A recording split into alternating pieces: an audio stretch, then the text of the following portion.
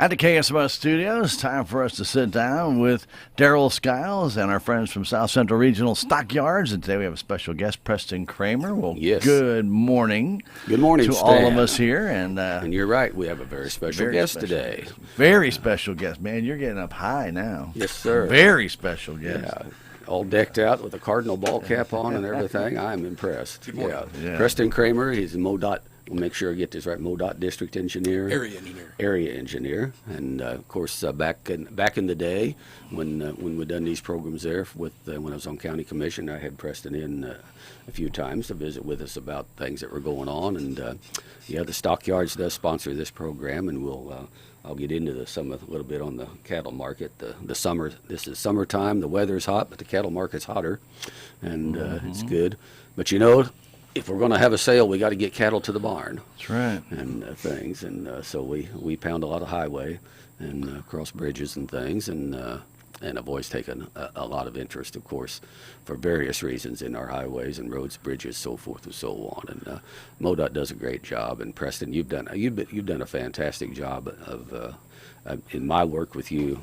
From when I was on County Commission and so forth, very impressed with the job you do with keeping us informed and working with us on what's going on and helping establish priorities and try to get problems taken care of and so forth and so on. So thank you, Daryl. So yeah, you're welcome. And I say that in all seriousness. I do appreciate it. But if I could, I'll just highlight right quick, and then we'll get back to it. We'll get back to Preston. But the cattle market is very good. We had another excellent, good run of cattle this week, even in spite of the heat. And that's one thing at South Central Regional Stockyards is we can take care of the cattle even when it's hot. It is a challenge, but we've got a lot of good shade out over the pens and a lot of barn space. We've got sprinklers up and down the alleys and the things. Sometimes us employees that are working may end up back there and spend a little extra time back in where the sprinklers are at. But stay cool. But it all helps. But the cattle market's hot.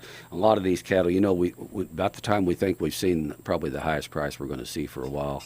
We'll have a sale like this week. A lot of these cattle were $2 to $10 a hundred higher. Some of them $15 a hundred higher, and pretty incredible the demand that there still is out there. And the drought is serious. There's a lot of cattle coming to town that wouldn't be coming to town to the market if it wasn't so dry, especially up in that country up from Rolla and on up north and Vienna and up towards Jeff City. And large area of the state is very dry, but up around Vienna and Iberia and all up in there, it has just really been dry. I haven't heard. I've been trying to find out. Hopefully they got a little rain here the last day or two out of this stuff that came through. But at any rate, the market's good. Cattle market's good. We'll have a good sale. We'll be a little lighter on numbers this week simply because of the heat. It's supposed to be about 100 degrees, I think, here by the middle of the week. Yeah, so 99 to 100 on Wednesday. Yeah. Yep. So a lot of people just don't want to get out and mess with their cattle then. And also a lot of the cattle have already moved. So we'll get into the cattle markets a little more specific here a little bit later. But right now, Preston, do welcome you here. And there's a lot MoDOT's going on. As I'm on the road, I see a whole lot of work going on. And the STIP program just got approved. Right. So I was going to mention that, actually. Yeah. I told Preston just jump in and just be ready to share with us whatever he thinks people might want to be aware of, need to be aware of, what's going on or what's going to be happening and looking down the road, so to speak. So Well, I've got some information that folks might find useful. So, and I happen to think the last time that you had me on was kind of before construction season. So I was talking about work that was coming up. Well, right now we're right dab in the middle of construction season, it's all maintenance happening. season. So I thought it would be relevant to talk about maintenance work first, because yes, there are a lot of really important construction projects going on, but as folks are driving from point A to point B, they're far more likely to run into a maintenance work zone, which is a work zone that's where our folks are cutting brush, fixing culverts, fixing potholes, mowing. Right now, one of the things they're doing is we're spraying Johnson grass. Yeah. But I did want to, so I'll take a step back and talk about some of the work that they've done because it's relevant. So of course, one of the biggest things we do during the winter is we watch the forecast and the operations before, during, and after a winter storm. That takes a lot of resources. Well, of course, this last winter, we had a pretty mild winter, and that's good for a couple different reasons. Yeah. What most folks probably don't realize is a ton of salt costs about the same as a ton of asphalt. Now, what does the driving public more benefit long term? Of course, a ton of asphalt goes a lot farther. I mean, time wise, as far as distance wise, than a ton of salt. Of course, that salt's very important. But if we have a mild winter and we're not spending money on salt, we can turn around and spend that money on asphalt because it's all the same silo. There aren't different silos for salt and asphalt. It's all the same silo. So this last winter, since we had a mild winter, we didn't have to spend as much money on salt as we have in years past, and we didn't have to spend as much money on overtime and time, resources, our people, plowing snow, pre-treating before an event, and cleaning up after an event. So that also frees our folks up to do other work that sometimes they don't get an opportunity to get to. So, and one of those things is brush cutting. And the winter months are a perfect time to do brush cutting because you can't do asphalt work. You can't really do concrete work. You can, but it's difficult to do concrete work in the wintertime. So the best time to catch up on, getting driveway pipes replaced and fixing ditch lines and getting brush cutting done is in the winter months when we're not plowing snow. So this last winter, the folks that drive between here and Acres might have noticed that we did a lot of brush cutting along Route K. So we did, a lot. We did a lot of brush cutting on Route K, Route Double H. We replaced a lot of culverts along, driveway culverts on Double H and K. And so right now, if they drive around, they're going to see our folks mowing and spraying Johnson grass. And we are doing asphalt work too, because this is, of course, asphalt season. Sure. So a lot of what we use our maintenance forces for is this year they're patching up routes that are going to be either chip seal routes or overlay routes next year or the year after. Because contractors will do patchwork, but they don't like to do patchwork, so it's not cost effective. It's best if we can do all that patchwork and get the road ready, replace the culverts and get the areas that are weak strengthened up so the contractor can come in, lay down their paver, and go. And they give us a good price for that. Yeah. That work. That's what they want to do. They don't want to do the other stuff. Yeah. But be mindful of work zones. I was actually in some training yesterday. We are updating some of our safety policies in regards to work zones to try to make them safer for our folks and the driving public. But there also is some construction work. One project in particular I wanted to mention that's just a continuation of some projects we've been doing in the Denton County for the last several years. And and Daryl, you had mentioned this project. I know that you've driven it since it's opened. I'm talking about Route O, specifically Route O from 72 down to Lacoma. On that stretch, all the way to Annette, actually. Well, but we did the widening from 72 down to Lacoma. Yeah. It was just overlaid the entire length of it. But yeah, nice, very good. But I know you've heard me talk before, but on these stretches of roadway where we tend to have a lot of run off the road type accidents, if we can widen the pavement just another couple feet, it gives us enough room to provide a recovery zone and those rumble strips. That if you're a distracted driver for whatever reason and you hit those rumble strips, it sends an audible and visual warning that you need to get back in your lane. And we've seen a huge reduction in run off the road accidents on those types of projects. And here in Denton County, we've had a lot of them. So most recently it was Route O. And time will tell if we'll see similar reductions on Route O, but I expect we will, based on the reductions we've seen on 72 East, 19 North, 19 South, and then a more recent project, 68, but from St. James all the way down to Salem. And Route O carries in a lot of traffic going to Rolla. It back does. And forth to Rolla every day and other points, but anyway, that was good. That was nice. We've heard nothing but good comments on that project since it's been completed. I can tell you, pulling a stock trailer out previously was a challenge to keep it between center line and on pavement on the passenger side. It's just not a lot of room for error, and the people pulling trailers for sure. But everybody out there appreciates it, is enjoying that. I've heard. When you're talking about these kind of projects ahead of time, you're like, well, we're going to widen the pavement by about 2 foot. It doesn't sound like a lot.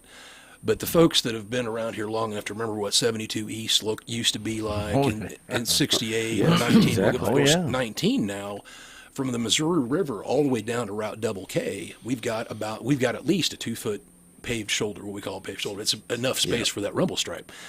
Now, from KK on down to Eminence, there's no shoulder, but from Eminence down to 60, there is a 2 foot shoulder, and there's plans to do that intermediate piece at some point as well.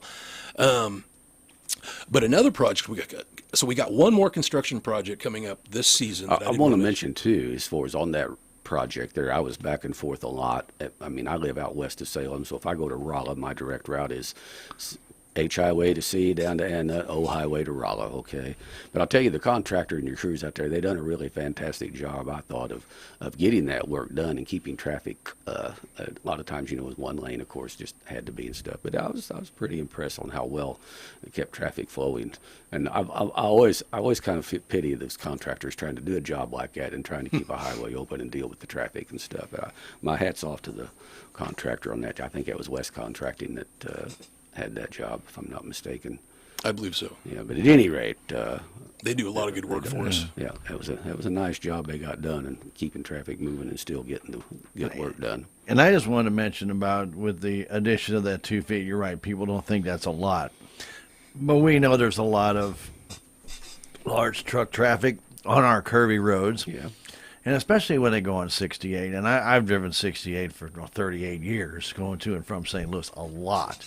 And a lot of trucks who are not familiar with the area, and they tend to cross over that center line. So somebody coming the other way had nowhere to go, and a lot of times you'd see them actually run off the road to avoid a truck who was just barely over the center line, Yep. but they don't know where they're going. And, that extra 2 feet right now, I can tell you, has saved a lot of possible accidents or people running off the road. I know on 68 personally, because I've seen people have to use it. So if you have to use it, you're glad it's there. I'll tell you what, because there were times, and especially the truckers who aren't familiar with this area, they do tend to go across that center line on some of those curves on the hills on 68. I couldn't blame them, but one of the things that I wanted to talk about too is people who are pulling stock trailers and things of that nature. That's If right. they're not familiar with those roads and you're trying to pull that stock trailer, you're going to possibly be right at that center line. Yeah. And you're worried about the outside because if you go off the edge, you're going to lose stock. You're going to Yeah. lose livestock. And so, these extra 2 feet, how important are they to the economy to help out South Well, Central I can Regional? tell you for a fact when the stock trailer, the big load cattle on the stock trailer drops off the edge of the pavement over there, well, then the problem, obviously, control you worry about. But our guys are pretty good. But one of the problems is when it drops off the edge of that pavement, then probably the bottom side of that axle, the U-bolts and things, are hitting the pavement itself, and it creates separate issues for trailer repairs. But and it stuff. does So cause so a little bit of extra paved Sure. shoulder is just a little bit of extra room because more and more of the cattle are being hauled on bigger and bigger trailers. That's We've right. got some 53-foot ground load trailers, and a lot of our guys here that haul for us up to South Central Stockyards haul on. Got some 40-foot goosenecks things, and those curvy roads, why it just gives them a lot more room, and I really commend MoDOT for really focusing on that, on these shoulders and things. And of course the campers, we got longer and longer Mm-hmm. campers all the time coming in this area. We see them, especially sit up here at the junction on Friday night and Oh, watch all yeah. the campers and watch all the horse trailers headed to Eminence Sure. for the trail ride and stuff. So And that was the good point work. I wanted to make. I think that 2 foot, I don't think people thought it was going to be that big a deal, but I think it's really made driving those roads, which some people just really hate driving 68 anyway because it's a roller coaster, or even 19 because it's a roller coaster. Those extra 2 feet have made them feel safer. They're driving a camper, livestock trailer, large truck, even they're pulling a small camper. Some of these people who don't do that very often, they're very concerned about that drive down here. And I know a lot of them take 72 because they don't want to face the curves. But if you're going to go to Montauk or you're going to go down to Echo Bluff, you're going to have a few of those. And one of the bridges we'll talk about here probably a little bit is the Standing Rock Bridge on 19 down to Gladden. So narrow, I mean, they're petrified to go over that bridge to get down to Echo Bluff. So, again, kudos to MoDOT for the 2 foot and then the rumble strips on that. Because I'll tell you what, it has really, I think, in my opinion, driving that road a lot, you've seen a lot of people that were getting near that edge, feel that rumble strip, and they'll ease it back so that they can stay on the road. What's what's nice is at least for last 10 years, probably the last 15, we've really tried to focus our safety improvements on data-driven analysis. Yeah. So everyone can agree that 72 from Salem to Rolla is beautiful. It's a beautiful road. You got 12-foot lanes, 10-foot shoulders. It's straight. It's flat. That's not sustainable across the system. That was a very expensive project to do, and we do a handful of those across the state, but we can't do them we weren't getting enough benefit. Right. People need to remember that was done in 3 sections. Yes. Yeah, it wasn't done at one time. No, and that was back in the early 2000s. So I was actually just graduating college at UMR about that time. One stretch opened 2007, the stretch, first stretch. You hear it going that way, yep. So we looked at what we were trying to reduce, and what we were wanting to reduce is the run off the road accidents, and in some places the cross center line accidents too. And 2009 was really the first year where they started doing the 2-foot shoulder widening as kind of a pilot. And one of the first stretches in this area that was done was Route 19 north of Cuba. Right. And the data shows that you see a significant, sometimes almost a complete elimination of run off the road type accidents just with that additional 2-foot. And usually we can do that within the existing right of way. You know, we just got to move the ditch line out a little bit. We're not buying property from people. We're not relocating utilities. And because that's a more cost-effective model, we can do a lot more miles of roadway. Like here in Denton County, you guys have been a huge benefit of that program. Right. So, And again, correct me if I'm wrong, but I think a lot of this, maybe not all of it, I don't know, but I think a lot of this you were able to do kind of with your own crews and equipment that you had, using material on your own existing right-of-way, rather than contracting a whole nother an expensive contract job. If I little remember. both. A little both. Because I was thinking, I think 32 going towards Leaking, I think was some work there. I think was some of your own crews just when they had time, were going in and setting us time up. I think some of that was, if I remember right, was some of your own crews just going ahead and rebuilding the shoulder up a little bit to make room for a little bit of a paved area. We did, and we did some culvert work with our own crews, and it kind of goes down to best bang for your buck. Yeah. There is work that contractors like to do and will give us a good price to do, like asphalt overlays. And there is work that contractors don't like to do, and they'll do it, but they're gonna make us pay for it. And generally speaking, that's work that we can do cheaper with our folks. But if our folks are doing that kind of work, what aren't they doing? Sure. And the list of work for our maintenance guys is Endless. endless. It's endless. Yeah. So yes, we try to make sure the work is being done the most cost-effective way possible, but you have to take into account that opportunity cost as well, the work that's not being done because they're doing that. Exactly. So it is a bit of a juggling act. Yep. And we will talk about the Standing Rock Right. Bridge or Yeah. the Glad We'll Creek get Bridge. to that. But, But I did go want to ahead. mention there is one other construction project that's going to happen this year that is kind of a unique project. We're doing a rehab of the Route 119 bridge over Pigeon Creek. Oh, really? And if you remember that bridge, it's actually a timber, or most of it is timber. I remember when they redid that bridge. It was a partnership with, I think, a couple different agencies. It was before my time, but the goal was to, you can make a bridge to today's standards using wood. Right.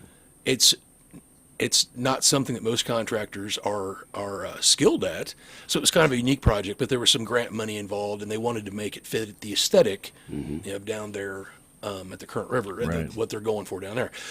Well, and it's been largely maintenance free since it was put in place, because of course, salt is bad for steel, salt is bad for concrete, salt's not so bad for wood. So, but it is time to do a little bit of rehab down there. So that's going to work. That's going to start around August 7th. And actually, for anyone that has a natural wood siding on their house or a deck, the biggest work item is we're going to be resealing that wood. So the contract will be moving in there about the 7th of August, and it should take a couple months. People should expect one lane closure. When they're working underneath, there might not be any lane closures, but there might be a flagger in place if they're heading down that way. But with that, let's talk about the future. And as you mentioned, the STIP was approved, I guess it was yesterday or the day before. It was yesterday. So That's when I got the email. It was approved, yes. and it's the biggest program And that's ever been. STIP stands for State I was gonna- Transportation. I was going to explain that. State, real was it statewide? I'm sorry. So so our construction program is a rolling 5-year program. It's called the Statewide Transportation Improvement Program. And when a project is added to the STIP, it's been through the planning process. We've worked with our counties and cities and regional planning commissions to identify what projects are a priority for a region. And we bring in all that we can. But once a project moves from the planning phase into the construction program, it's an obligation of the public that it will be built. Now, sometimes projects have to move around And we saw that this cycle. So this is the 24 to 28 STIP. So there are projects in there that were in the 23 to 27 STIP that are still there that have yet to be constructed, like the Gladden Creek Bridge project. Right. But there are also new projects coming in. But we had to move some stuff around because inflation hit us just like it hit everyone else. Yep. And supply chain issues in the construction industry. Wow, that was a big thing. But we're kind of getting past that. But we're still feeling the effects of inflation. So we did have to move some projects around. So if you happen to go out, and I would encourage folks to go to our website, there's an interactive map that shows the construction program. That shows you can zoom in on Dent County, you can zoom out for the whole region, and you can see when a project is scheduled, what the estimated cost is, and what the improvements will include. But for folks that have been paying attention, they'll notice some projects have moved out or to a fiscal a year later or so. But, and what's interesting, what's, I guess, historic about this STIP or this particular construction program, two things, is it's the biggest that's ever existed. So the next 5-year construction program is a $14 billion construction program. And the other part of it that makes it historic is historically, the majority of our funding that goes towards roads and bridges and mowing and salt and all these other things comes from the state and the federal gas tax, and that's per the state constitution. We get a little bit from vehicle sales and license fees, but for the most part, it goes when you fill up your tank. It's well, I forget what it is now, but the General Assembly a few years ago voted an incremental increase in the state gas tax. Right. Every 2 years it goes up a little bit. 2.5 cents over the course of 5 years. Yeah. And I forget, I think we're in year 3 now. I think so. So that's part of the reason here. But also, historically, very little of our construction program, or very little of our funding period, came out of general revenue. And general revenue, that's income taxes and state taxes and stuff like that goes into general revenue. And our General Assembly, that's Representative Copeland, Senator Brown, and Governor Parson, they decide how that money is appropriated and spent out.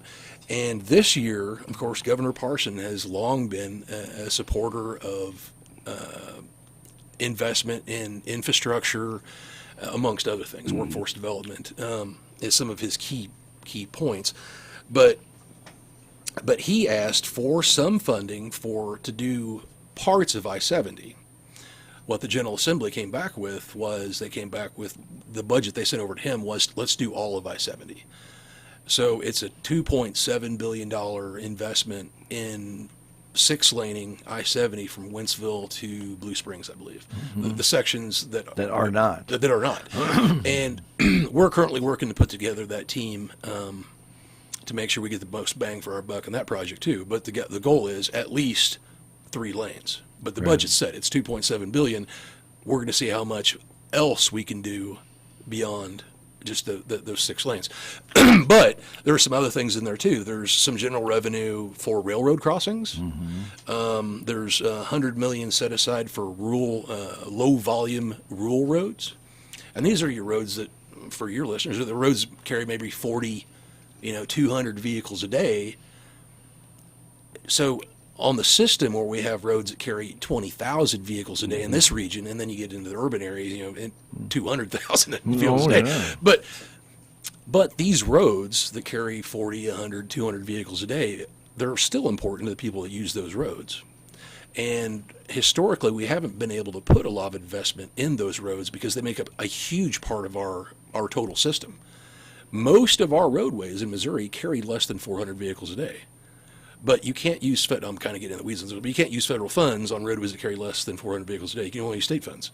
So with the increase in state funding and with the increase in the general revenue, we've been making some progress on these lower volume routes, and that's important to the folks that are listening. But so let's get into the projects that they're going to see in the STIP, and I will reserve the Gladden Creek Bridge for last. Well, that's fine. These are the projects that are in the current STIP. Of course, this time next year, we'll add some more projects to the STIP. So these are the projects. If people go out and look at our interactive map, this is what they're going to see right now. And I guess before we qualify that, they are going to be doing some work on 868. Are they not? Yes. That's going to be starting very soon. Very right? soon, yes. Yeah. So I want to remind people, if you take that route, you may want to avoid it because I'm not sure exactly when the start date was.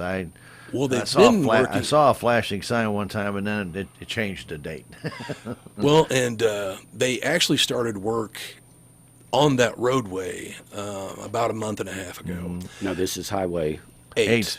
8. So it's from actually the project starts at Matlock Drive there towards the north end of St. James and goes all the way over to Berryman. Yep.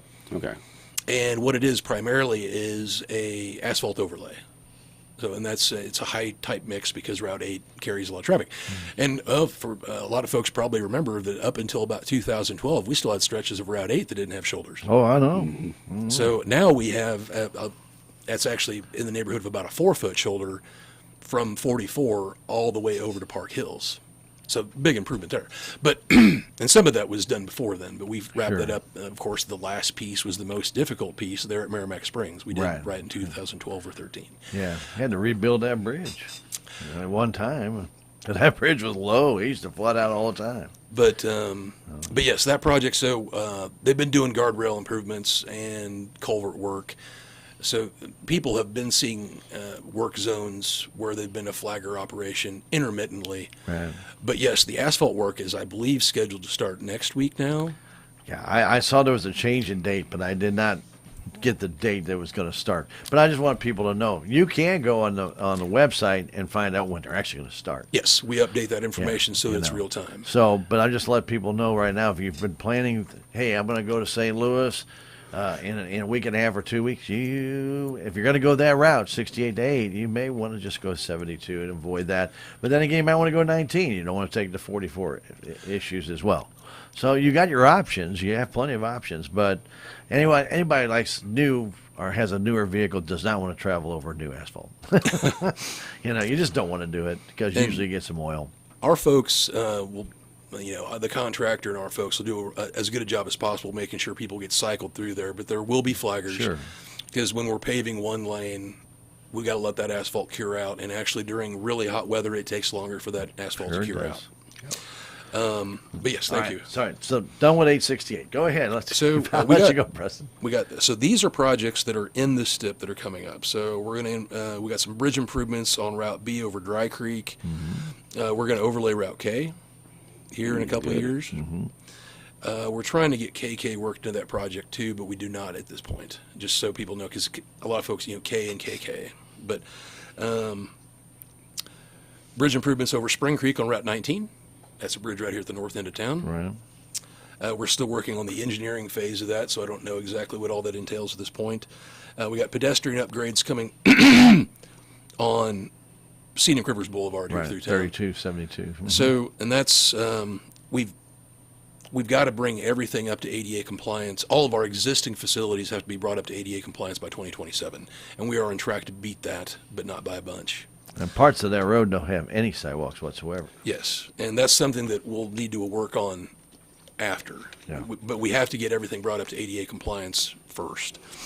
And then we got some chip seals and pavement improvements, like Route Double V is getting them pavement improvements.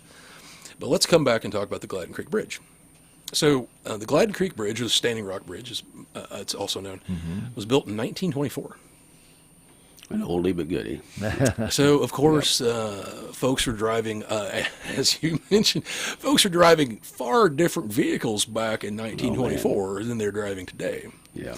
So that bridge is 2-lane, but it's 20 foot wide, which makes it feel awfully narrow, especially because it's a truss bridge. So you've got the clearance issues, both horizontal and vertical, and even though they're adequate, it feels tight, especially if you're pulling a trailer and you meet somebody pulling a trailer. So if you're pulling a big stock gooseneck full of cattle headed this way, and you meet that tractor trailer, and you realize you're just going to be on the bridge. Yeah, I've heard it said people have pinched off hemorrhoids before they got across. So I don't know, that. But at any rate, it is.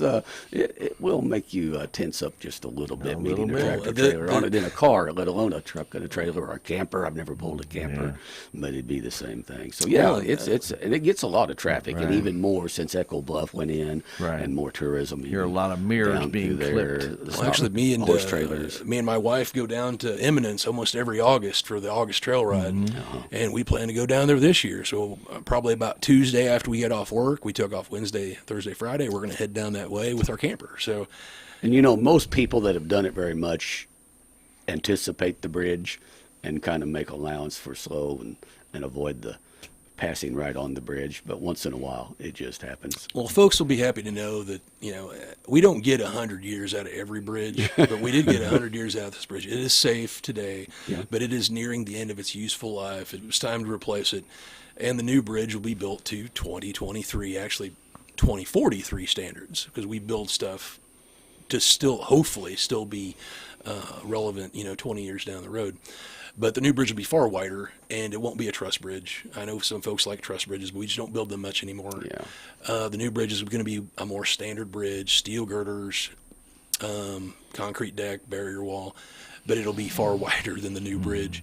And we're also going to fix the geometry of Route 19 just to the north of that bridge. Some folks know it feels a little weird, different, different design specs in 1944.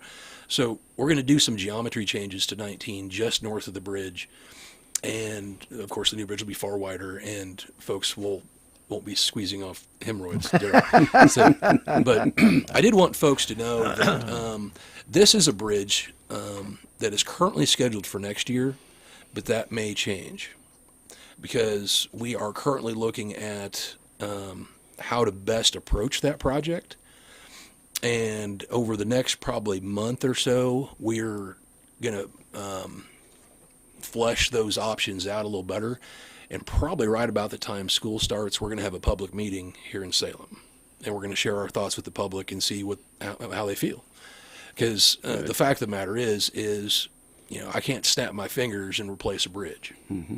Route 19 at Gladden Creek or at Standing Rock will be closed for some period of time. Now, whether that period is 3 weeks or 3 months is something we're working on right now and coming up with different options. So I do want folks to know that Route 19 is going to be closed at the bridge for some period of time. But I think we've came up with some good options to really minimize and squeeze down that closure window. But we're working out the details on that, and we will announce a public meeting. We'll probably have it, I don't know, maybe at the Armory. I don't know. We'll probably have it here in town. Yeah. Got a nice screen there. You can put up your displays right there on the screen. So once we've got this little fleshed out a little bit more, we're going to have a public meeting. We'll send out a public announcement.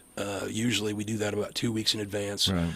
And what we've been doing here recently, which has actually been, because not everyone can make it out to a public meeting.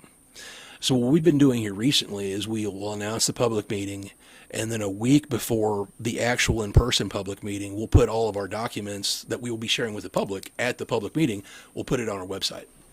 So folks can go out, if they don't have an opportunity to come to the public meeting, they can visit our website, take a look at what we're talking about, and leave comments there. So that is probably the more important project that's coming up. That is a funded project. We're still working out the details.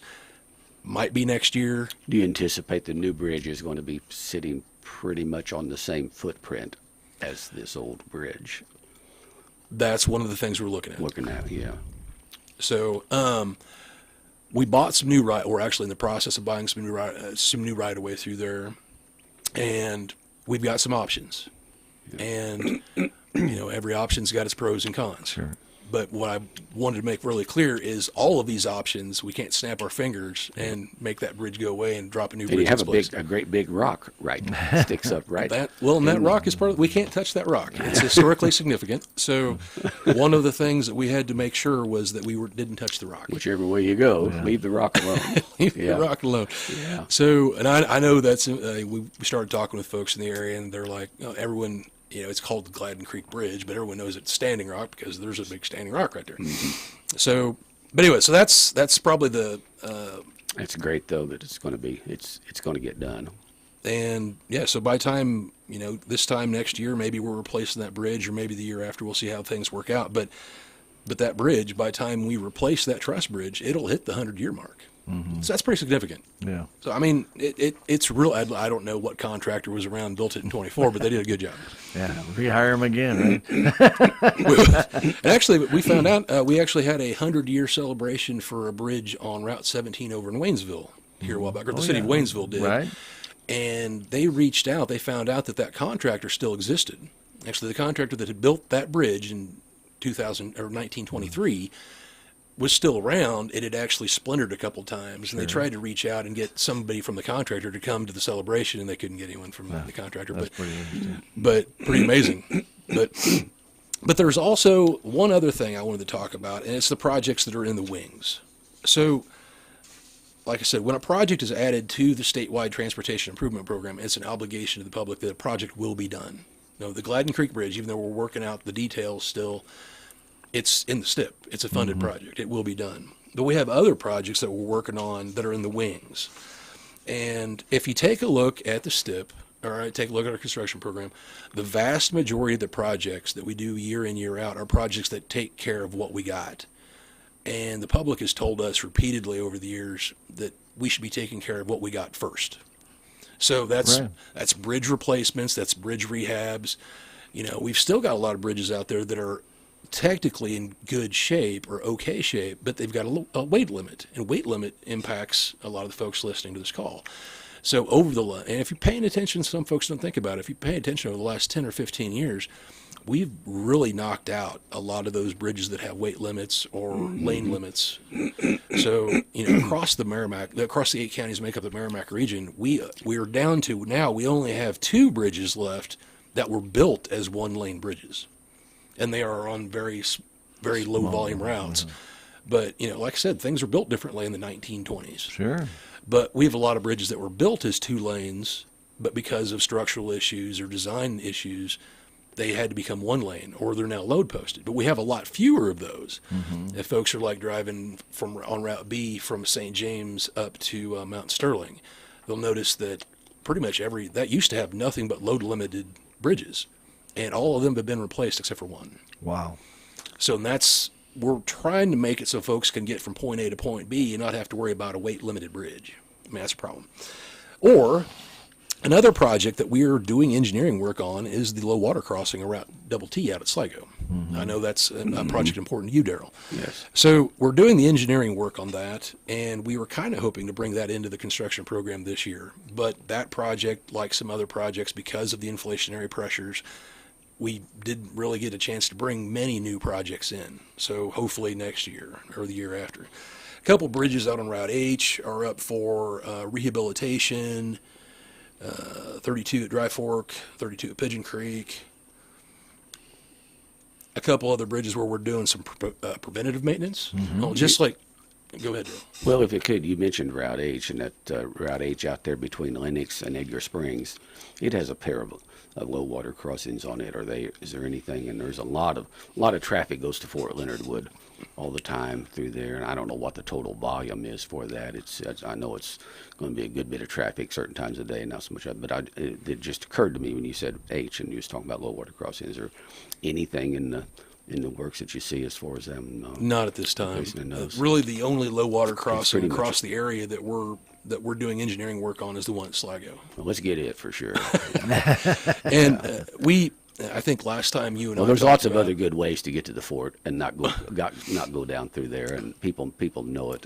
I have an uncle, actually. My uncle and his wife washed off at one of those low water crossings back many years ago, actually, and he caught a lot of grief for pulling off in there and trying to cross it, and he paid for that.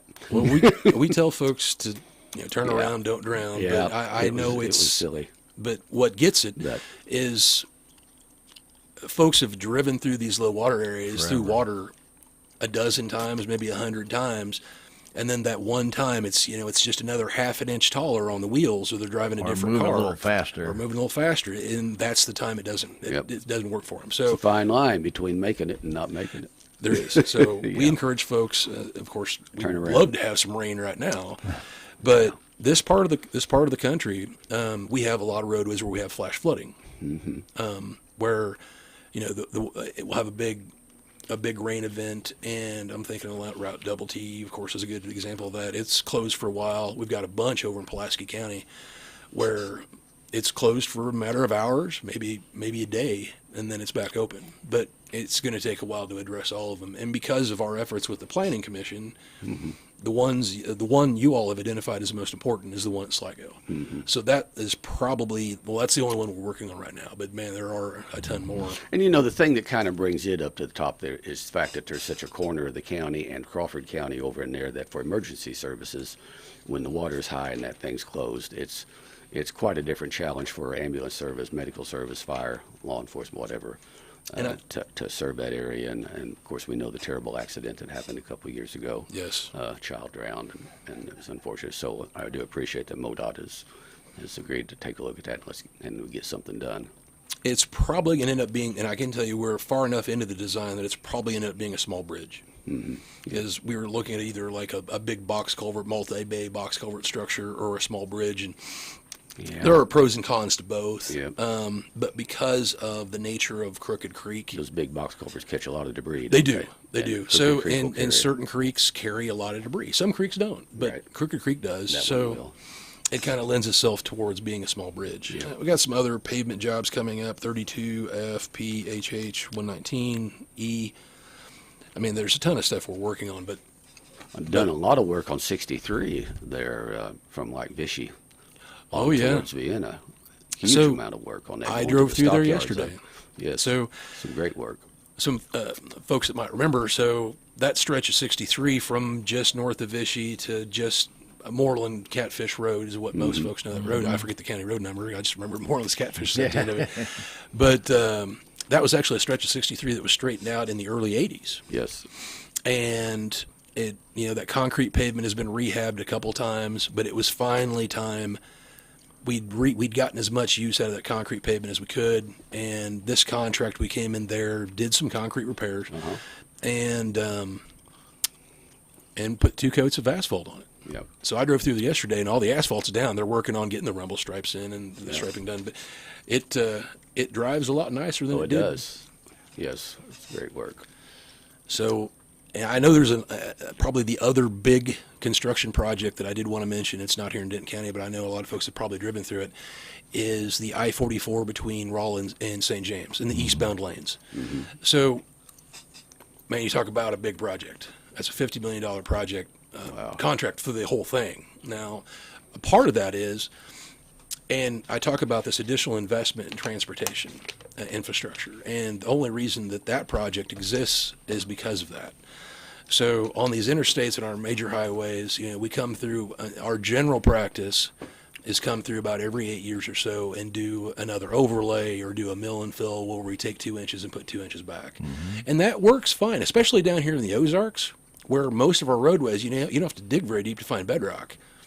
So, taking 2 inches off and putting 2 inches back is fine on a roadway that's got a solid base. Right. If the base is still good and your failure's from the top down, you take the top off, put a new coat of paint on it, you're good. But what we were seeing was that stretch specifically, and there's a couple other stretches on I-44 too, but this was the biggest piece, is the last several times that we did that treatment to I-44 between Rollins, St. James, and the eastbound lanes, within a year, sometimes within a year, we were out there doing full depth patching. We were cutting holes in pavement that is a year old. That's not ideal. No one likes that. No. So, but that's what this was set up for. We were going to do it again. We were going to put some edge drains in and try and halfway fix it. But because of the additional investment in infrastructure, we were able to change the scope of that project to a complete rebuild, which I know is really inconvenient for folks right now. But it could have been a lot worse. If you remember, not too many years ago, a project on I-44, if we were rebuilding one side of it, we'd put everyone on the other side and go head-to-head one lane. Nobody likes that. So we came up with a scenario where we can keep 4 lanes open. We were able to do some widening on the westbound side so that we were able to put that one of the eastbound lanes over there. Right. So, but it requires folks to make a choice. As you're approaching that area, you're coming from Doolittle and you're coming through Rolla, there are signs that indicate that, if you're getting off at St. James or at the industrial park, you need to stay in that right lane. Because that left lane will get you to St. Louis, but if you're wanting to go to the industrial park or St. James, you're going to have to turn around somewhere. So that project is ongoing. A lot of folks probably don't see the big work because the paving work that's going in, the brand new concrete pavement that's going in, that's night work. So folks that are driving through there at night have been seeing the actual paving the paving work being done. The folks that are driving through there in the daytime are seeing earthwork and rock work and demolition work ongoing. So the goal is we're in what we call phase 3. Phase 3 is where it's split, and they're building the eastbound lanes one half at a time. The goal is to have that stretch completely rebuilt by the end of this construction season. I can tell you that we are a little behind, but we've worked with the contractor, and we're bringing in additional resources to try and make that happen. And once that's done, there's more work that's going to take place next year, but a lot of that work's going to take place at night. So once that stretch of I-44 from Rolla to St. James is rebuilt and open to traffic, a lot of the impacts that are remaining with that contract will only be seen at nighttime. It's a big project. You know, it's amazing to me because I remember going to St. Louis before when I was a kid, and we would take I-44, 66. But at any rate, it is incredible the amount of traffic, those I-44 and I-70. And I'm not up on I-70 all that much, but when I am, I just would rather be off of it.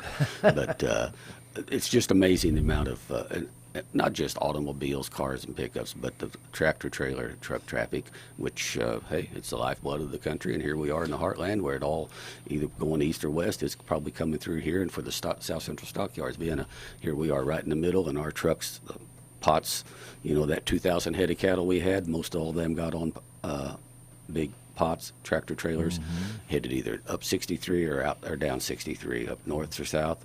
And many of them end up either up on 70 or on 44, usually going west. Some of them go on up 63 on north to Iowa. A lot of buyers there, but it's just incredible the amount of additional traffic that these interstates are carrying now compared to just in my lifetime what I've seen. And so MoDOT has quite a challenge here. I know one thing that was mentioned.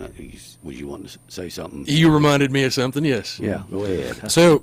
So one additional thing, once again, I can't speak highly enough of our current governor and Lieutenant. I know that Lieutenant Governor Mike Keogh, you've invited him down here as well sometime. Yeah, he'll be coming down. And both of them have just been huge supporters of transportation, investment in transportation infrastructure as an economic engine for the state. And that's greatly appreciated by a lot of folks, me included, of course. But so I mentioned that in this appropriations bill includes money to rebuild I-70. Well, how that was possible was we did an I-70 study, and if you can actually go out, it's improvei70.com. There's a website where all that information is documented. About 10 years ago, I want to say 10, I was involved in that very briefly, was they did an environmental study of I-70 to see what improvements were needed, because it includes interchange improvements, let alone pavement additions. But because that work had been completed, we knew what the answer was. We just couldn't fund it. And then thanks to the General Assembly and the governor, we were able to fund that project now. We have not yet done a similar study for I-44. And another bit of general revenue that was set aside in the appropriations bill and was signed by the governor includes $20 million to do an I-44 corridor and environmental study. Yeah. So, and we don't know the details of that yet. Like I said, the governor just did sign the appropriations bill last week, the week before. So we're working out the details of the I-70 project, or program rather, because there's going to be a lot of different projects to do that over the next 5+ years. Yeah. But we need to figure out what the answer is on I-44. So I hope to be involved in that study. And I can't remember how much the I-70 and corridor study cost. So we don't know at this point if 20 million is enough or whether we're going to have to find some more. But the bottom line is, and I think what you're going to is, there is money appropriated to start the I-44 environmental and corridor study, and that's big news. Yep. Good. One of the things that when MoDOT looks at these projects, obviously, and then what you're talking about, even with the Standing Rock Bridge and things, there are economic impacts. And when you start to talk about timing, schools, everything, all that's taken into consideration when you guys make decisions to either put a detour up, or how that detour goes, because you have to obviously work with the communities you're dealing with. Absolutely. And we close bridges throughout the year because we would like to do all the bridge work while while the summer is when school's not in session, because those school buses, they can't get around as easy as some other folks. I mean, hauling cattle's the same kind of deal, and the logging industry down here. So you have to take into account, okay, this closure is going to be how long, and what are we going to do with that traffic during, and what groups are being impacted. And it's pretty hard. We actually did have a bridge on Route B that happened to be right at the boundary between school districts. That's pretty rare. Yeah. So there's whenever we close a bridge, there's normally at least one and sometimes multiple school districts that are impacted.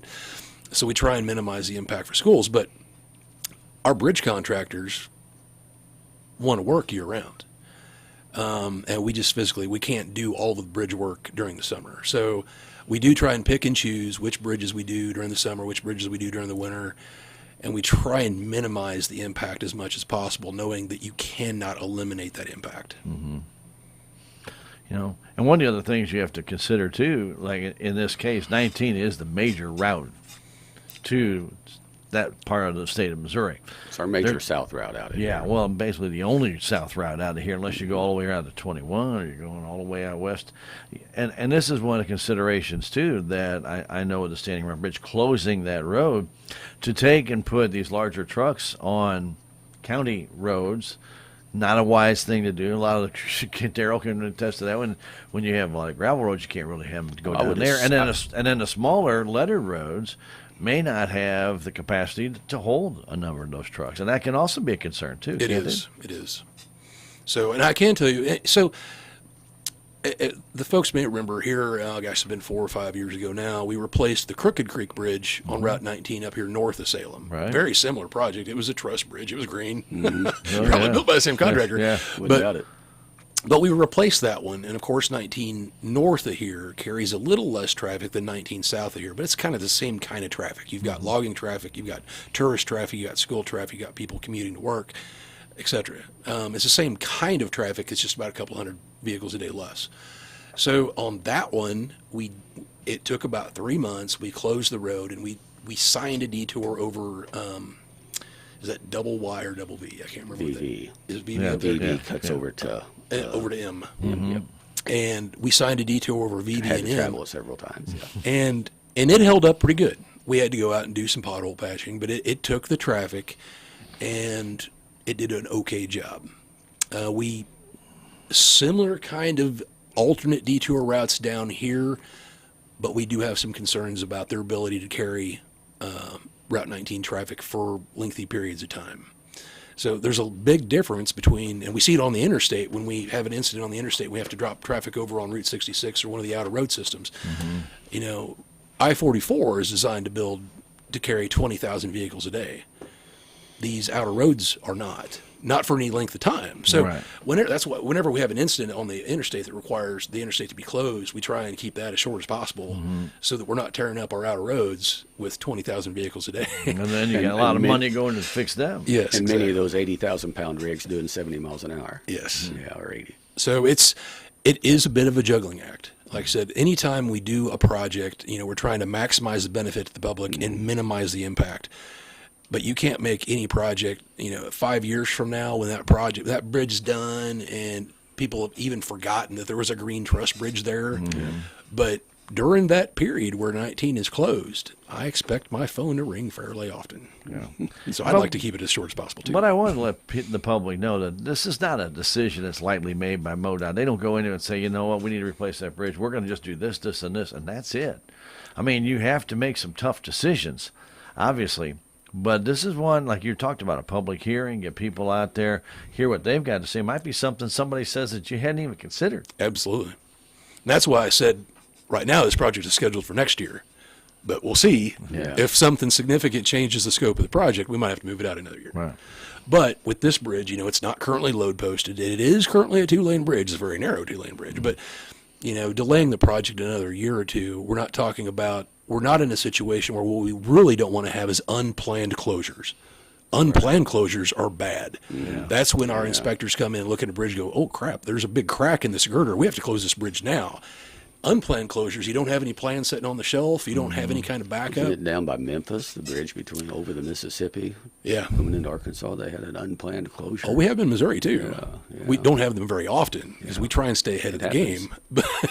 But occasionally, especially on some of these bridges that are 100 years old, they might surprise you. We do inspect these bridges all the time, but in this bridge, the inspection report looks fine. But there are places in Missouri, fortunately not in this neck of the woods for some time, we haven't had any unplanned closures. Like I said, unplanned closures are the worst because that impacts everybody, and then we're scrambling and trying to get a project put together. And if you want to move that into the STIP for next year, we got to move something else out because it's a fiscally constrained program. Right. So planned closures have impacts, and we try to minimize those as much as possible. But unplanned closures, there's it's a bigger, much bigger deal. Okay. Yep. But again, I think it's important that the public knows that this is not something that's just decided on in a whim. Goes through a lot of input, a lot of data, a lot of different things are taken into consideration. Communication with schools, routes, different things, bus routes, where do you go, how often is it used, blah, blah, blah. There's a lot of information that you guys collect, isn't there? There is, and I encourage folks to come out, either to come to the public meeting once we have it scheduled, or visit the website, and you can attend virtually there as well. I mean, you can go look at the information, leave your comments. And we did the same thing. We had a public meeting up in Lynn about a month ago for those improvements we're making out at State Tech. And same kind of deal. We had the stuff online for a week before the in-person meeting, and we still had 50-plus people at that public meeting. A lot of people came over for 2 hours. There's me and several of my coworkers will be there, and we'll answer any questions and show folks the displays and what we're talking about, what we're thinking we should do. And yeah, I would encourage folks to participate in the process. Mm-hmm. Very good. Yep. Very good. I really look forward to the STIP coming out, and one of my long-term goals has always been for when the STIP would come out that it would include a Highway 63 bypass coming around the east side of Rolla, connecting 72, and back in with 63. So there's my. He's going to be an old man, isn't he? Okay, I never give up. Yeah, there's an overpass there in Raleigh Industrial Park. To me, that's kind of the perfect place for that 63 bypass to just swing through and catch on that side, and it would resolve a lot of issues. So at any rate, I'll keep pounding that. At the Transportation Advisory Committee meetings, we've been to a lot of them, but some of my friends from Phelps County would go, "Darryl, give it up." It's okay, man. No, I don't ever give up. But we'll see. But I know a 63 bypass is something that's quite a ways out there. There's a lot of stuff got to happen for the 63 bypass thing to ever happen. But at any rate, that's a whole nother story there. Yeah. So anyway, I do appreciate all the good work that you've done for MoDOT and for this area and this region, and the work that MoDOT does and helping keeping things moving. It's quite a challenge. Yep. Hopefully we'll have another mild winter and I like mild winters. Free up some, those of us with cattle like mild winters too. Yeah. So after a tough summer, a mild winter would be a real blessing. Snowstorms are fine. Keep the ice and go away with it. Yeah. Anyway, but anything else, Preston? I think I'm out of material. I see he's got everything on the floor. So I doubt if you're out of material, but you're out of stuff we can talk about. Yeah. Yeah. But I always want to thank you for coming in and really appreciate the update. And I'll make the offer right now. I mean, when you have your public meeting, we do offer streaming services that we would be glad to video stream that and work with MoDOT and get that out there. Okay. Good. And that way, especially people who might be out of Eminence or Shannon County can't make it, and it would affect them as well. They'd be able to video stream that as well. I don't know. Well, I'll keep it in my mind, but the way we handle these public meetings, there's not going to be like a presentation. So Nope. it's more of people come in and that, because we used to do that where we'd have like a presentation at the beginning, but if someone walks in 5 minutes late or 10 minutes late, they didn't hear the presentation. So now we have the information there, and there'll be several of us there as people come in. They get off work or they drop the kids off or whatever. As people are coming in, we're answering any questions they have, and we're showing them the information kind of on a one-on-one. Yeah, but we get over the video stream up to questions as well. Okay. So they could actually ask questions, because we could take all the information you're putting on your line and we can actually scan it through the video. Okay. And present it that way. And then whatever audio you guys are talking about, there is a question you want to address, and you're doing it on say, over the loudspeaker system, say at Community Center at the Armory, then these people would hear it too. Okay. I'll talk with our communications manager and see if that's something she wants to talk about. Yeah. We're off ramp. Yes, thank you very much. Yeah. Very good. Yep, real good. Very Good highways and good bridges and things are important to getting cattle to the stock. Well, they are very important. And get to town and safely, everything. Yep. especially safely. It's, We got a lot of people with horse trailers around here. We talk about it. You yourself, you're going to be heading down to a horse ride, and we got a lot of people who ride tourism industry. Melba here does. A lot of people U.S. do Foods. different Look how things. many people do. What a major impact Oh, U.S. my Foods gosh, is yes. for Salem and Dink County and employees, and then the trucks coming in, and then out. their trucks going out. Oh, You'll see yeah. them all the time, and Absolutely. people don't realize how many of their big trucks though are coming out, and they're trying to go to points east, and that would be a separate deal. Somebody to somehow or another get even better routes going east, and that's a whole other challenge and thing, something to address. A lot of times people don't So, see the timber trucks that are going to and from. my A lot of times gosh. they're either early in the morning or sometimes in the evening and try to avoid the rush Yep. traffic. But boy, you get behind those trucks and you see how much they're carrying, and oh my goodness gracious. You probably don't want to weigh some of them. Anyway, timber In industry. theory, they're all legal loads, but Yes, they are. I suspect there are probably a few that aren't. Yeah, some of them a couple pounds over. But anyway, the timber industry is huge in the economy in this huge. area, and important, and much of our timber gets cut, and then it gets reloaded in lumber to go to make hardwood flooring. Mm-hmm. Charcoal industry. We've got several of those in the area. You Yeah. got one north, one south. There's Yes. one up in Marys County. Yeah. Yes. Yep. So anyway, all works together, and Preston, appreciate you coming in. Anytime. Appreciate it. Yeah, glad you could make it. Talk about some of these cattle prices. Darryl. Well, we'll talk about the cattle market. As I said, the weather is hot. The cattle market's hotter. So if you got to go, Preston, it's okay. I think you've got a ball game you need to get to sometime today. Yeah. Okay. Thanks for coming in, Preston, and again, we do appreciate having Preston Kramer from MoDOT in visiting with us on the road stuff. Thank you, Preston. buddy. We'll have you Appreciate it. back. Yep, the cattle market's the weather's hot. The cattle market's even hotter, and we had a very good sale this week of about a little less than 2,000 head of cattle. I'll just read here what the USDA, Missouri Department of Agriculture Market News reporter, he called the sale. We didn't have a sale the week before due to the 4th of July. Right. So compared to the sale 2 weeks ago, he called the market on steers fully $2 to $10 higher. On heifers, it was kind of mixed. On some of these heifers under 500 pounds, it might have been 2 to 4 lower. A lot of those, though, would have been some unweaned heifers. A lot of we had several cattle there carrying, and that happens this time of year. Cattle that don't shed off, they're carrying a lot of hair, and boy, this time of year when it's 95 and 100 degrees, and they're not weaned and they're carrying a lot of hair, it's just a tough time to be having to try to wean those. So some of those heifers under 450 might have been 2 to 4 lower. Cattle 450, heifers 450 to 550 pounds were 8 higher, and over 550 pounds were probably $8 to $15 a hundred higher. $8 to $15 a hundred higher. So you're talking Some about good, yeah, and the slaughter cows even we've been getting along real well, and but these slaughter cows were actually even another $1 to $3 a hundred higher than a couple of weeks ago. And again, the cattle market reporter made note here that buyers were shying away from several cattle that were carrying a considerable amount of hair. Mm-hmm. But let me just get into some of the prices here so people have an idea. 'Cause Okay. we can talk higher or lower or whatever. But in these steers, and I'm going to look here in the medium and large, number one would be pretty much your best cattle in the deal.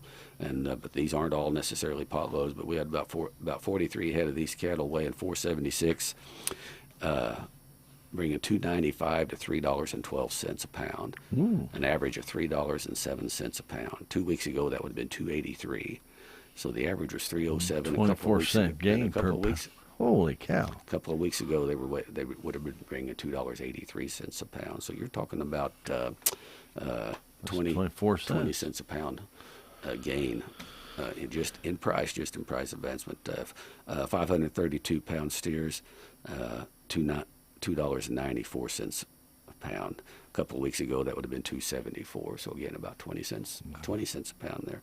I'm looking here at even some of these bigger cattle, 625 pound average weight cattle, $2.71 a pound. You're talking $1,690 a head. A couple of weeks ago, that would have been $2.60 a pound. So that's fully 11 cents a pound higher. So even the bigger cattle were still a good $8, $10, $15. $700 difference. Yeah, $1,690 a head though for these for some of those 625 pound cattle. We're just very fortunate, very blessed to be at this, to be enjoying these kind of prices. We're looking at even, and here was, and we're not talking about everything. It doesn't have to be pot. Everybody thinks, well, you got to have a pot load to get these good prices. Here's 5 head of steers weighed 700 pounds, about $2.60 a pound. That's $1,820 a head. Whew. For 5 700-pound steers, So if they're the right kind, then you got your we tout some of these sales of having quality health and genetics, QHC or QHG sales. Quality health and genetics is what it takes to get into these kind of prices. So keep your quality good, buy top genetics for your bulls. It'll pay, and you pay for good bulls, the right kind. And then take care of them, have a health program. A lot of these cattle would have been cattle that have got a health program, value added. We've talked about that before. A full health program with 2 rounds of vaccinations and shots and things for the various respiratory diseases. And it just adds up, makes a difference. Here, even on some of the medium and large number 1 and 2 muscle calves, these would have been some that wouldn't sell quite as high as some of these others that we're just talking about, but still 571 pound calves bringing $2.62 to $2.80 a pound, with an average of $2.68. A couple of weeks ago, that would have been $2.53. So again, it's 15 cents. 15 cents a pound. Look over here at the heifers, and was looking at here 17 head. Again, not a pot load, but 17 head. Average $4.88, and average $2.48 a pound. A couple of weeks ago. Now this is where these that were a little lighter and under. And I suspect these were a little hairier. $2.48 a pound. A couple of weeks ago, those would have actually been $2.50, $2.55 or better, maybe even up around $2.60. But then you get into some that are a little heavier, a little bigger, but they're probably weaned, a little slicked off hair. 631 pounders bringing $249.76. That's a heck of a price. A couple of weeks ago, they would have been $220, $225, or $30. So, but again, that's $1,570 a head just for those heifers, and some really good quality heifers here. Here's 671 pound heifers at $243, and a couple of weeks ago, again, those would have been in the $220, $225 or so. 760 pound heifers at $233. Again, by the head, that's pretty incredible prices. I do want to mention though here one more in these calves and things. Had, as we always do, some bull calves, some bull calves that haven't been cut. And just for example, here over here on the steers, we had these 5-weight steers bringing say 280 to 290 a pound and better. Here's 565 pound bull calves, good calves, $211 a pound. Now think about that, how much you're giving up on them calves, because it costs the same to raise that 560 pound calf, other than you might have had to pay a vet or somebody come out, help work these calves and get them castrated back, get it done sometime when they're fairly little smaller in the fall or in the winter. These would have been some fall calves, I'm sure. $2.11 a pound versus $2.94, $2.75, yeah. 50 or 60 cents a pound. You're talking about $250 a head.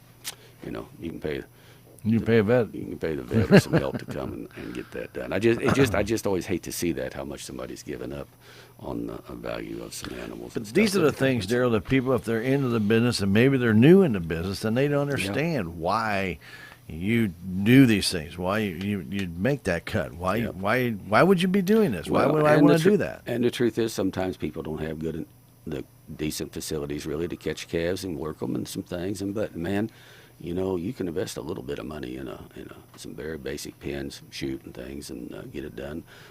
Many of the vets, I'd like to know the vet up there will bring a portable head gate, and shooting things out if you just got some way to a pin to catch them and stuff. If you're going to catch them to load them and sell them, then you obviously got some way to catch them. That's and So right. get them worked. So anyway, it's just always interesting to me to see how much is being given up on those on them bull calves.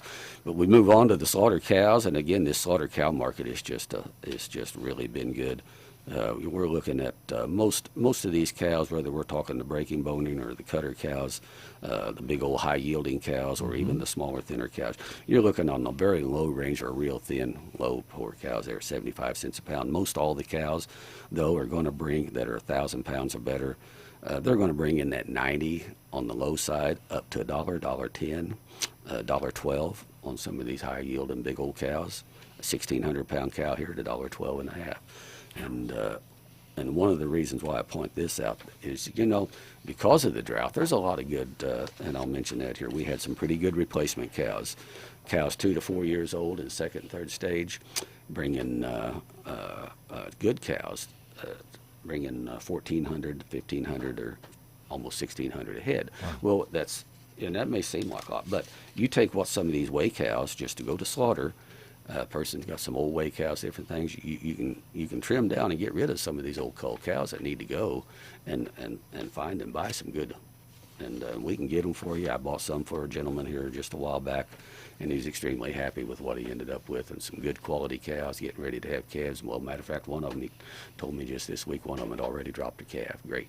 Doing a great job. These are good cows. It was a dispersal because we've been dry down here, but they're brutal dry up there in that area north of Phelps County. We had an inch of rain yesterday. It was good. Well. Yeah. Yesterday. Yeah. Seven. We had 7 Had to be up tenths. early. Some of you got more than I did, Yeah. but that's okay. I got more. But at any rate, my point is, this slaughter cow market is so good. We're just very, very lucky and blessed that these people that are having to sell some cattle because it's so dry, at least they're in a good slaughter cow market. And if somebody's looking to upgrade their cow herd and get rid of some old cows, now it's time to get rid of them old cows and buy some of these good bred cows and cows with calves. There's some good cows with calves coming. Mostly, a lot of times we'll pull those calves off and sell them for the prices I was talking about, what they're bringing. So anyway, at South Central Regional Stockyards, we sell a lot of good cattle every Wednesday, and be glad to, if somebody's thinking about selling, give us a call. Let's talk now. Livestock business is a very large business, and you have to strategize it just like you do any other business. That's right. There's a timing element, but there's also a strategy that's involved. You can't control the weather, but you can control your strategy, and you may have to adjust it or tweak it. And Daryl, you know how to sit down with somebody and say, "Look, this is the age of your cattle and things of this nature."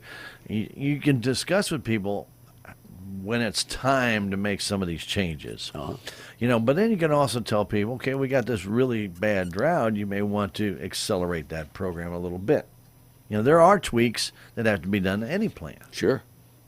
You gotta roll with the flow and make changes. And that's why I say right now it really is while it's pretty tough for those people that are selling while it's dry, it's a really opportune time for some folks to and cost-wise to be able to improve, lower the age of their own herd, and improve the quality in many cases. So you can get rid of cull cows at an awfully good price, and buy some good bred cows, good quality take-home cows for not a whole lot more.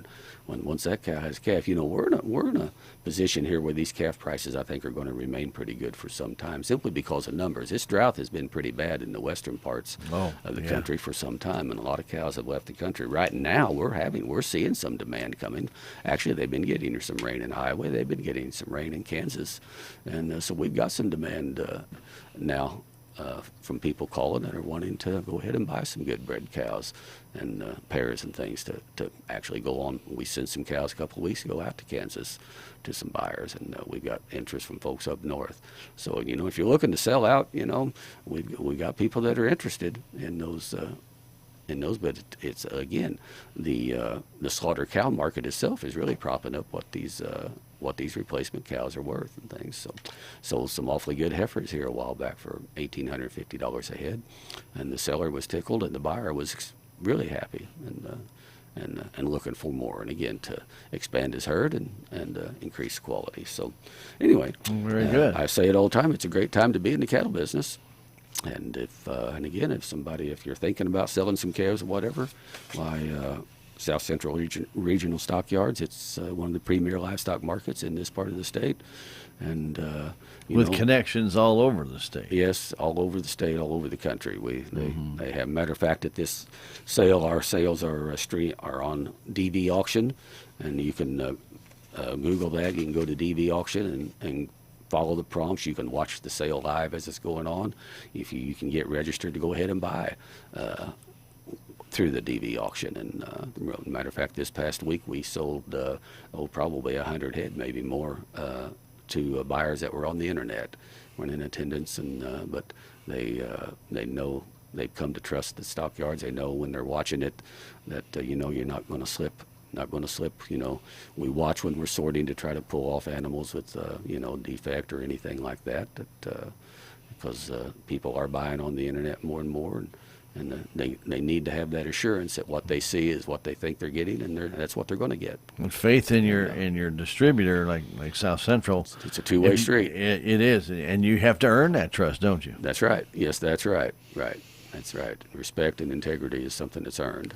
Yeah, but in one sale you can lose that trust in a heartbeat if somebody is trying to pull a fast one on you. Yeah. Well, if there's a problem, we make it right. Yeah.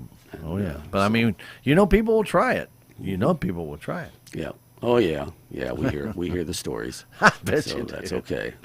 That's not how we work. That's not how we roll. So anyway, so we'll be having a sale this week. As I said, the temperatures now, looks like the forecasted for temperatures to be up near 100 degrees or so.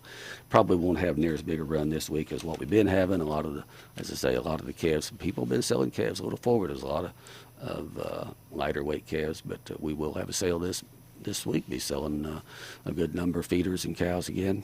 And as I said, we've got good shade over our pens. We've got water lines running across the top with misters and things. And I was out there. It was warm, but I was out there and actually I didn't see any cattle that were actually Being even appeared stressed. hot and stuff. And sometimes you get to working in there, and it's kind of a nice place to be back there when the misters are going and it's there. So yep. But anyway, look forward to it. And if anybody interested in selling cattle or needing to buy some cattle, just give the South Central Regional Stockyards a call. The number at the barn is 573-422-3305.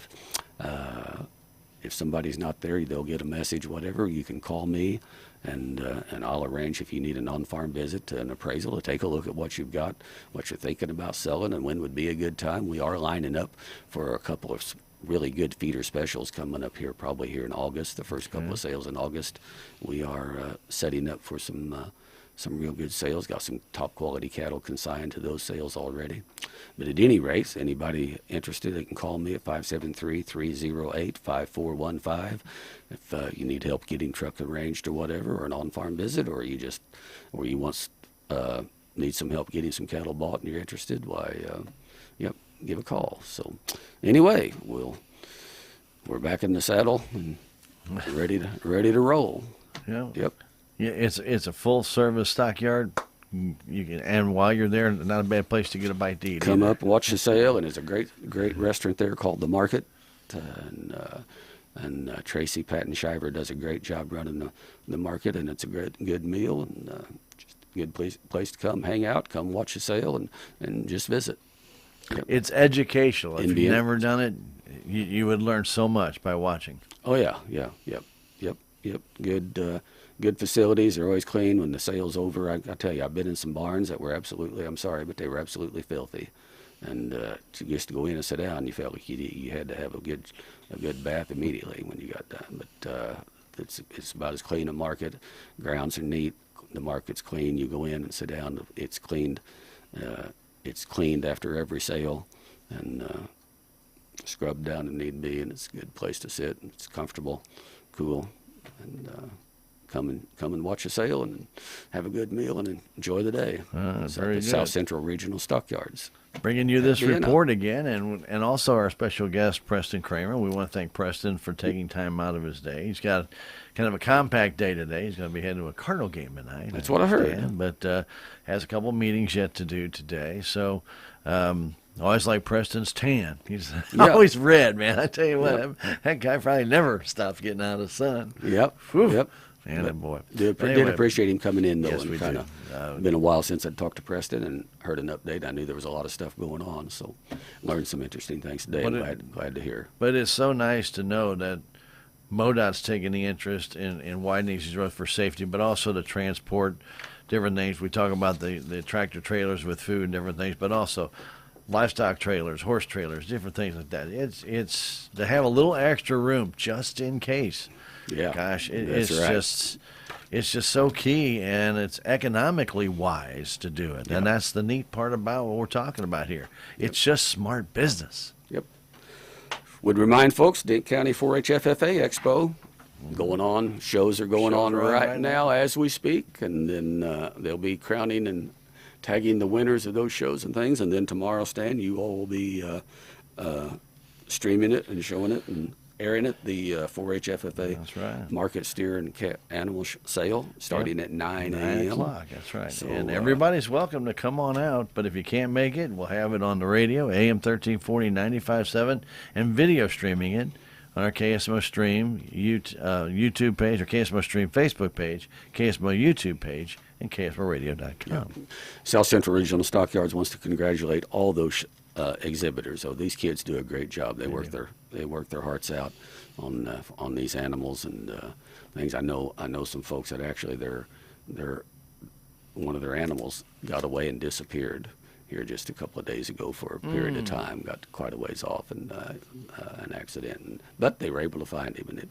And I thought, oh my gosh. That would be heartbreaking if they weren't able to get it in time to get it up here, because they had to wait. It had to be here yesterday to be weighed in. By 11. So they had a pretty short window of time to get that animal found and get back, and just one of those fluke things that happened. But these kids, they work their hearts out, and the stockyards, we really appreciate the effort and stuff that they put through to do that and things. Daryl, let's explain to that a lot of people out there. And also, this is an educational event Absolutely. for this child. It is. You're learning how to obviously care for your animal, feed it, water it, take care of it, make sure you do it, and then you're selling it, and then But they're learning what it takes to make an animal market ready. Exactly. And most people don't know or understand that. Yep. And the more these kids and people we can have, they may not ever be in the business, but at least as they're adults and they're out here in the world working, they know and understand what it takes for those products to get in the grocery store or at the restaurant and so Right. forth. And one of the things that, he used to talk to Mr. Parsons about was the record keeping. You got to know how much it costs for you to get that, say, hog or a cow or lamb or sheep, and then how much you paid for it. And you should keep a track of the time you spent with animals, so you know what your investment is into that animal as well. Yes. Yep. A lot more to it than just showing the animal and getting paid. Oh yeah, way more to it. That's right. That's right. And the parents too. The parents. Yeah, absolutely. Parents are, we congratulate the kids and all that. But hey, a shout out to all the parents and grandparents who work with these kids and help. And I'll tell you, you watch the show going on, and you can see the anxiousness building up in the parents and the grandparents as the shows and the judges are going around slapping the ribbons on the winners and the things, and the pride that everybody has. And we just got a great group here in this county. Right. But we've also got a great group of buyers that show up to support them. Right. And I was going to say, and you also have helped in the ring many times, and you see that pride when that animal is sold, and the parents have their child getting out there, showing it, walking with it. Yep. And sometimes the auctioneer may ask them to ride that hog or something, and the kids do it, and it's pretty amazing. So whatever they need to do, add an extra dime, a pound, or whatever it might be. You'd be surprised. These kids are very, very good, and they're fun to work with. They're fun to watch too. Yep. So anyway, very good. But thank you again for coming in. We'll be back here in a couple of weeks. Yes, we will. I'll be back here in July. We'll be Almost. Be July 28th, right? Almost in August. July. quite be. Almost in August. Be back July 28th with another update for South Central Regional Stockyards, and we'll see. I don't have anybody scheduled yet for guests. We've had quite a run of, I think, some pretty good guests. The Stockyards is proud to sponsor the program, and do appreciate all the guests we've had on to update us on different things. And thank you for coming in and keeping us up to date on what South Central is doing, and also bringing in good guests as well to inform us. We'll be back in a couple. I Yep. was going to say, we've had some good guests. Feral Hogs. We talked about cattle market with Eric Mush and different things. We've covered a lot of different aspects. Got some more ideas in mind for guests, but at any rate. So, anyway, we'll be back in a couple of weeks, and until then, I do hope everyone will be safe, happy, healthy, and God bless each and every one.